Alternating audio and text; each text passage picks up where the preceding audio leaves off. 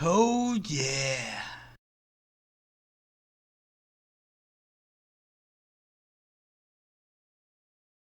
Bonjour tout le monde. Alors aujourd'hui, on a l'immense honneur d'accueillir la grande Tiffany Salut tout le qui monde. Salut était attendue, hein, Stéphanie. dis donc. Oui, salut Tiffany. J'ai eu beaucoup de commentaires là. Ils attendaient tes prévisions avec impatience. Ah Voilà. bah écoute, ça me fait plaisir. Alors, ce qu'on va faire, on va faire une vidéo très rapide parce que on n'a pas eu le temps de se rendre jusqu'au mois de mars. On va jusqu'au 4 mars, hein, c'est ça, Tiffany? Oui, c'est ça, jusqu'au 4 mars. Après, j'ai pas encore regardé, donc on va pas aller au-delà. On s'arrête au 4 mars. Ok, c'est bon. C'est déjà bien. C'est déjà plus que toutes les autres chaînes. Et ce qui est bien, c'est que encore une fois, ça va plus ou moins dans le même sens. Alors, on a deux petites périodes un petit peu ambiguës dont on va vous parler, on va le préciser, où on n'est pas trop sûr de nous, et en termes techniques, et en astro. Donc, on va vous l'expliquer tout simplement. Mais sinon, on reste encore pas mal dans le même scénario. Donc, ce que je vais faire, tout d'abord, je vais partager mon écran immédiatement avec vous. Et puis, on va faire le bilan sur ce qu'on avait dit euh, sur les dernières prévisions qu'on avait fait. Je vous donne très très rapidement mon point de vue et ensuite Tiffany nous explique tout ça un peu plus en détail. Alors ça, c'était les dernières prévisions qu'on avait faites d'un point de vue technique et astrologique. Donc là, on vous avait prévenu le 25 janvier d'un crash rapide, violent et imminent. Donc ça, c'est banco, on a réussi. Ici, Tiffany nous avait parlé d'un rebond temporaire le 1er février, sachant que le 1er février, c'était un dimanche. Et donc, dès le lendemain, on a eu ce rebond temporaire. Et en plus, vous savez qu'en astrologie, on a un petit laps de temps avant, un petit laps de temps après. Donc ça, c'est bon, ça rentre 24 heures près, ça rentre amplement et très facilement dans les prévisions. Donc c'est bon aussi. Et je tiens quand même, moi, à saluer la pertinence quand même de tes prévisions parce que regarde-moi Quand tu me cette mets la chute. pression là. Non, mais non, non, non, au contraire, regarde-moi cette chute. Que des bougies noires qui représentent des bougies rouges et une seule bougie verte au milieu, celle que tu avais dit Ouais. quand même. C'est Ouais, ouais. incroyable, incroyable. Euh, Ensuite, le 5 février, tu nous as parlé d'un pic de volatilité. Il faut remettre les choses dans leur contexte. Ce jour-là, on n'avait pas fait ça depuis la chute de FTX en 2022. Je pense que dans l'histoire du Bitcoin, c'est arrivé 4 ou 5 fois de mémoire, un truc dans ce genre. Donc, c'est pas des choses qui arrivent extrêmement souvent. Tu nous as prévenu plus d'une semaine à l'avance qu'il allait avoir un pic de volatilité le 5 février précisément. Moi, je ne peux que admirer ton savoir. Extraordinaire. Ensuite, le 6 février, tu nous as parlé de l'arrêt de la chute le jour du 6 février. Je pense que là aussi, c'est un sans faute. Bravo. Ensuite, alors, le 9 février, tu nous avais dit que le risque de chute commençait à s'évaporer. Je l'ai mis en orange parce que premièrement, on ne le sait pas encore. C'est encore trop tôt pour le dire parce qu'on ne sait pas si on va se stabiliser ici et remonter ou si on va chuter. Donc, pour le moment, c'est en orange. On ne sait pas encore. Faut attendre. Deuxièmement, ça se voit pas forcément sur les graphiques puisqu'on a continué de baisser par la suite. En revanche, entre le 9 et le 10 février, on a acheté, ils ont acheté pour plus de 300 millions de dollars d'achat d'ETF Bitcoin. Donc, les acheteurs sont revenus sur le marché entre le 9 et le 10 février. Tu fais quand même très fort. Et ensuite, le 11 février, tu nous avais parlé d'un verrouillage de support où ça serait un support très solide. Alors, aujourd'hui, on est le 12, on est sur cette bougie, mais la journée n'est pas encore finie. On pourrait très bien remonter et clôturer dans les mêmes niveaux. Et si c'est le cas, si on clôture dans les mêmes niveaux et qu'on remonte ensuite par la suite, alors ce sera validé. Donc là, c'est trop tôt pour savoir si c'est validé. C'est pour ça que c'est en orange. Mais quand même, euh, 1, 2, 3, 4, 5, 6 prévisions, 4 de juste et 2 en attente. Bah, Moi, on va je essayer de trouve quand continuer même, comme ça. c'est un très bon résultat, ça, vraiment. Maintenant, je vais vous expliquer ce que moi je pense qui va arriver. Je vais pas m'éterniser là-dessus parce que j'ai fait 8 vidéos à ce sujet cette semaine. Donc, si vous voulez comprendre pourquoi je raisonne comme ça, quels sont les arguments utilisés, le pourquoi du comment, eh bien, allez voir mes vidéos, mes dernières vidéos. Ça commence à partir du crash, la vidéo du crash imminent. Et bah, c'est toutes les autres vidéos qui vont jusqu'au jour où vous regarderez cette vidéo. Donc aujourd'hui, nous sommes le 12 février. Et voilà ce que je pense qui va arriver. Moi, je penche toujours pour notre fameux test. Alors, je vous le remets juste à l'écran pour ceux qui n'ont pas suivi les anciennes vidéos. Je pense qu'on est dans une réaccumulation de Wyckoff. Je pense que notre spring est fini et je pense que là, on est dans notre fameuse phase de test avant le rebond. Voilà. Donc, si c'est bien le cas, eh bien, forcément, on s'attend à ce qu'on remonte. Donc, je vais juste enlever ça. Et je pense que les choses pourraient se passer comme ça. On pourrait remonter, aller chercher notre fameux gap CME dont je vous parle depuis un moment, qui correspond également à un order block weekly, un breaker block weekly et un FVG weekly. Donc, on s'attend vraiment à se faire refouler ici parce qu'il y a beaucoup, beaucoup de résistance. D'ailleurs, ici, j'ai marqué FVG, mais c'est un IFVG. Donc, ça, c'est aussi, je vous le passe juste comme ça. Ça, c'est une résistance aussi. J'avais oublié de la changer. Donc, vous voyez, on a un énorme mur avec un order block, un IFVG. Je rentre pas dans les détails. Donc là, on s'attend, tout le monde s'attend à se faire refouler ici. Donc, moi aussi, je m'y attends. On pourrait redescendre. Et ensuite se stabiliser justement dans les niveaux où il y a eu le plus de volume, si je peux dire, le pic de volume dans le volume profile, donc il pourrait être à peu près au milieu du range dans lequel on est actuellement. Et ensuite rebondir et partir dans la prochaine étape de Wyckoff.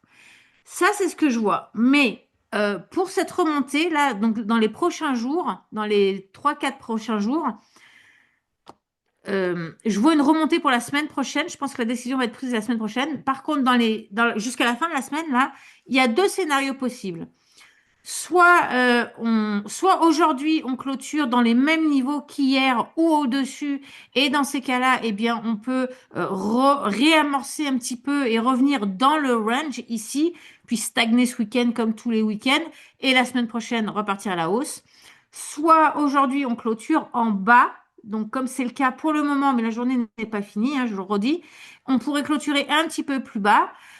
Et dans ces cas-là, on pourrait être en train de faire un double bottom, donc une figure en W, qui pourrait justement nous propulser et nous donner la force de faire ce qu'on a à faire la semaine prochaine. Donc, c'est juste sur ces 3-4 prochains jours, je ne sais pas trop quoi penser, mais l'un dans l'autre, ça revient au même. Soit on réintègre le range, soit on descend un petit peu plus bas pour nous propulser plus haut. Voilà. S'il y a pas, ça change pas le scénario principal. Donc, maintenant que ça c'est dit, je vais juste faire une petite précision. Tout à l'heure, Tiffany va vous parler de volatilité et de FOMO. Le FOMO, en fait, je vais vous dire la vérité, je pense que ça fait, oui, ça fait plus d'une heure qu'on est en train de discuter C'est de ce clair. fameux FOMO qui nous a bien pris la tête, Tu as pris la parce que tête ça, dessus, ouais. on s'est bien pris, voilà, pendant une heure, on s'est pris la tête dessus. Euh, ça n'allait pas d'un point de vue technique, ça marchait pas. Et nous, on était parti sur le FOMO, le fait que bah, tous les gens achètent Oui, c'est ça. à la montée, voilà, à la Ouais. montée. Mais après, on s'est dit, alors, au bout d'une heure, nos cerveaux Et s'est non, dit, mais et si c'était du FOMO, mais à l'inverse, à la vente? exactement. Eh Et là, oui, ça rentre dans notre scénario qu'on veut, justement. Donc, quand elle va vous parler du FOMO, je pense que ça serait un FOMO à la baisse et je vous explique pourquoi. Parce que tout le monde s'attend ici à être rejeté. Comme je vous l'ai dit, c'est une grosse, grosse structure. Et du coup, si effectivement on se fait rejeter, les gens vont se dire, ça y est, on descend aux 40 000 sur le Bitcoin. Je veux pas manquer mon affaire, je vais placer un short. Et là, ils vont faire du FOMO, mais à la vente. C'est une théorie comme une autre. Je ne sais pas si on a raison ou pas, mais je vous dis, ça fait une heure qu'on réfléchit et ça nous est venu d'un coup pour que ça matche vraiment bien avec notre scénario. Voilà, maintenant que ça c'est dit, Tiffany, je te laisse la parole. Alors, là, je vais un petit peu du 16 au 4 mars. Donc, comme je t'avais dit, du 16 au 19, durant cette période, on a une nouvelle lune, d'accord? Et on a l'aspect important de Mercure-Uranus. Donc là, pour moi, ça me parle d'une accélération. Donc là, pour moi, c'est à ce moment-là qu'il y a possiblement une grande montée. OK? Du 20 au 22, alors là, c'est pareil, c'est un petit peu difficile parce que c'est la conjonction de Mars et Neptune. Neptune, en astrologie, c'est toujours le brouillard.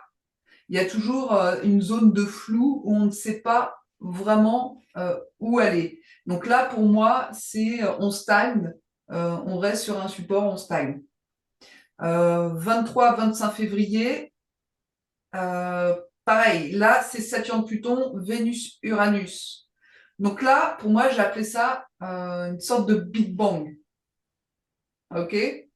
On pourrait Donc s'attendre à de la volatilité, par exemple, ou quelque chose là, comme ça ça? va être, ouais, exactement. Là, surtout avec Vénus-Uranus, ça peut être une forte volatilité, excuse-moi, durant cette période-là. Du 26 au 28, on a l'opposition Vénus-Saturne. Donc là, c'est plutôt, comment je pourrais dire? Je l'avais noté ici. Oui, c'est encore, on est dans une phase de stagnation. OK? Mhm. Du 1er au 2 mars, ce Le fameux. fameux FOMO, on a eu du mal dessus. Et effectivement, là, c'est une période, comme tu l'as dit, c'est toi qui l'a compris avant moi, c'est possiblement justement une baisse alors dans ce cas-là.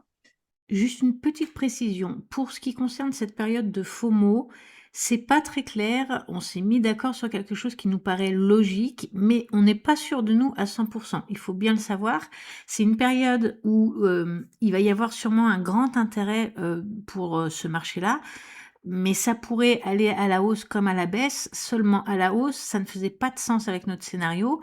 Donc on pense plutôt que ça va aller à la baisse. Mais c'est une interprétation et c'est très difficile d'interpréter les choses à l'avance. Donc du coup, prenez ça avec des pincettes parce qu'on n'est pas très sûr de nous. Et à partir du 3 mars, là, on a l'éclipse lunaire. Et là, pour moi, je l'ai appelé le reset. D'accord? C'est le grand nettoyage. Donc Donc on là, pourrait, grand nettoyage, on pourrait trouver justement un support qui nous convienne, aller chercher avec les but, liquidités qui sont en dessous très certainement et nettoyer tout ça. Donc piéger un peu, une grande journée de piège quoi en fait. Toi c'est t'appelles ça ça. le reset, moi j'appelle ça un piège. Ouais, ouais, alors en astrologie, on appelle plutôt ça un reset. Et c'est vraiment à partir, et c'est important ce 3 mars, cette éclipse, parce que on va trouver un support où ça va être le plus solide, et c'est à partir de ce support-là qu'on va pouvoir entamer une remontée. Ok. D'accord? Mais effectivement, le reset, c'est le grand nettoyage. On appelle ça le grand nettoyage. Alors ça Ouais. pourrait donc justement être notre fameux point bas du test, comme je l'ai montré tout à l'heure sur le wake-off. On remonte, on redescend dans des zones bien particulières avec des points d'intérêt. On fait notre test et si on le valide, eh bien on repart faire le reste du schéma de Wyckoff. Donc ça fait du sens d'un point de vue technique, ça fait du sens en astrologie. Ouais. Il reste plus qu'à voir maintenant. Il ne reste plus qu'à voir, effectivement. Pour les niveaux, en technique, vous savez que moi, je peux imaginer des choses en fonction des points d'intérêt que j'ai sur mon graphique.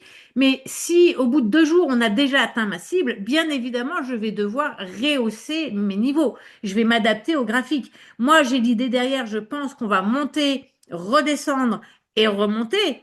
Mais les niveaux vont s'adapter là-dedans. C'est pour ça que c'est très important de vous abonner à nos chaînes YouTube parce que je vais rehausser les niveaux s'il y a besoin d'être rehaussé. Ça, je ne peux pas le connaître à l'avance. Donc, j'y vais avec la logique et puis ça s'adapte. Voilà.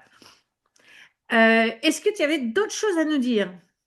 Non, c'était surtout pour moi la date importante, comme je t'ai dit, c'est du 18, non, du 16 au 19 mars. Février. Avril, mars, C'est pire avril, on que est moi. perdu. Ça me rassure, ça me rassure. Non, du 16 au 19 février, pour moi, c'est une date importante où on risque d'avoir vraiment cette montée. Et la deuxième date importante, c'est l'éclipse lunaire le 3 mars. Et là, c'est le grand nettoyage, le grand reset pour moi. Voilà. Ok, OK. parfait. Eh bien, écoute, je te remercie énormément encore pour ton temps et de nous partager tout ça et toutes tes recherches qui sont passionnantes. Moi, ça me fascine. Et de voir ta justesse, c'est juste incroyable. Allez voir la vidéo qu'on a fait sur l'astrofinance avec Tiffany. Vous allez et comparer ce qui s'est passé. Vous allez voir, c'est vraiment bluffant. C'est notre Merci beaucoup. première vidéo ensemble, d'ailleurs. Oui, c'était même pas de préparation, rien. On avait Non, projeté ça comme ça. Aucune, on n'en avait même pas parlé avant. Aucune en plus, concertation, c'est rien ça, du je tout. venais de terminer de bosser, hein. J'avais juste un rendez-vous 5 minutes avant. Paf, je me retrouve sur ta chaîne. Ah ouais, c'est vrai, c'est vrai. On s'était même jamais vu. C'était la première fois qu'on se C'était la première voyait. fois. Ouais, c'est vrai, Bon, on c'est a vrai, c'est appris à vrai. se connaître maintenant. Ouais, ouais. Et puis, putain, je voulais dire un truc. Oui, ça y est, ça me revient. On avait dit qu'on ferait pas des vidéos Zoom, qu'on ferait des vidéos mieux finalement. Mais finalement, ça va très bien en Zoom parce que on n'a pas besoin de vraiment montrer nos écrans et tout parce que moi, je fais plein de vidéos à l'avance, justement. Je trouve que c'est Ouais. mieux comme ça d'expliquer à l'avance. Vous pouvez regarder à votre rythme, etc. Puis, argument par argument, sinon ça fait des vidéos beaucoup trop longues et indigestes. Donc, je préfère faire comme ça. Et puis, Tiffany, bah, c'est pareil, t'as pas vraiment besoin de nous montrer ton Non, écran et puis on va à finalement. l'essentiel, je trouve que c'est le plus important. Je donne plus ou moins des dates. Alors, c'est vrai que c'est pareil en astrologie. Au niveau des dates, on fait un petit peu attention parce que ça peut avoir effet quelques jours avant, quelques jours après. Donc, faites attention avec les dates. C'est approximatif en tout cas. Hmm. Voilà. C'est comme nous avec les zones techniques. On a une zone, un plus haut, un plus bas.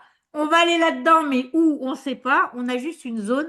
C'est pareil pour toi. On a une zone de timing et une zone de prix. Et à nous Ouais, deux, je le redis, c'est juste parfait. Voilà. bah, super. Eh bien, écoute, je te remercie beaucoup, Tiffany. Et puis, bah, à la prochaine. À la prochaine. Ciao, ciao. Bye bye.